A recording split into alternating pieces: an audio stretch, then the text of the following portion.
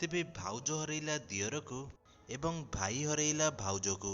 ତେବେ ଆମେ ଏମିତି କଣ ପାଇଁ କହୁଛୁ? ତେବେ ଭାଇ ଭଉଣୀର ସମ୍ପର୍କ ଥିଲା ଅମ୍ଳାନଙ୍କ ସ୍ତ୍ରୀଙ୍କ ସହିତ ଅକ୍ଲାନ୍ତଙ୍କର। ତେବେ ଫ୍ରେଣ୍ଡସ୍, ଭାଉଜ ହେଲେ ମଧ୍ୟ ତେବେ ଭଉଣୀର ସ୍ନେହ ଦଉଥିଲେ ଅକ୍ଲାନ୍ତ। ତେବେ ଭଉଣୀ ବୋଲି ମାନୁଥିଲେ ଅକ୍ଲାନ୍ତ ଭାଉଜଙ୍କୁ। ତେବେ ଭାଉଜ ଭୂମିକାଙ୍କୁ ସେ ସବୁବେଳେ ସେ ଭଉଣୀ ଭଳି ରଖୁଥିଲେ। ତେବେ ସେ ଭଉଣୀର ଭଲ ପାଇବା ଠାରୁ ବହୁତ ପାଖରେ ଥିଲେ। ତେବେ ସେ ଝିଆରୀକୁ ମଧ୍ୟ ବେଶ ଭଲ ପାଉଥିଲେ। ତେବେ ଝିଆରୀଟି ଏବେ ଦାଦା ଦାଦା ନ କହିଥିଲେ ମଧ୍ୟ ତେବେ ସେ ଦାଦାଙ୍କୁ ବହୁତ ଖୋଜୁଛି ଏବେ।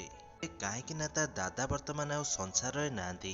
ଅକ୍ଲାନ୍ତ ବର୍ତ୍ତମାନ 2 ଦିନ ହେବ ସେ ଆରପାରିକୁ ଚାଲି ଯାଇଛନ୍ତି। ତେବେ ଘରେ ଏବେ ସନ୍ନାଟା ଖେଳି ଯାଇଛି। ତେବେ ବର୍ତ୍ତମାନ ସମୟରେ ସମସ୍ତେ ଖୋଜୁଛନ୍ତି ତାଙ୍କୁ। ତେବେ କୁକୁର ଠାରୁ ଆରମ୍ଭ କରି ଭାଇ ଭାଉଜ ଏବଂ ସମସ୍ତେ ମଧ୍ୟ ଖୋଜୁଛନ୍ତି ଅକ୍ଲାନ୍ତକୁ। ଫ୍ରେଣ୍ଡସ୍, ବର୍ତ୍ତମାନ ସମୟରେ ଅକ୍ଲାନ୍ତ ଯାଇ ଅପେରା ରାଇଜରେ।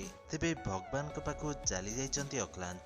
ତେବେ ସେ ବାପା ମାଙ୍କୁ ହରେଇ ଅକ୍ଲାନ୍ତକୁ ମୁଖାଗ୍ନି ଦେବା ପାଇଁ ମନା କରିଥିଲେ ଅମ୍ଳାନ। ତେବେ କିଛି ଦିନ ପରେ ଅମ୍ଳାନ ମୁଖାଗ୍ନି ଦେଇଥିଲେ ଅକ୍ଲାନ୍ତକୁ। ତେବେ ତାଙ୍କୁ ମୁଖାଗ୍ନି ଦେବା ପରେ ସେ ବହୁତ ଭାଙ୍ଗି ପଡ଼ିଥିଲେ। ତେବେ ସେ କାହିଁକି ବା ଭାଙ୍ଗି ପଡ଼ିବେନି?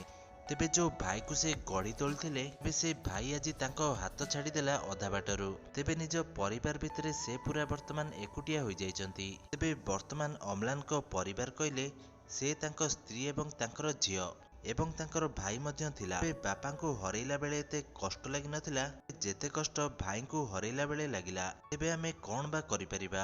ଭାଗ୍ୟର ବିଡ଼ମ୍ବନାକୁ କିଏ ବା ବଦଳାଇ ପାରିବ?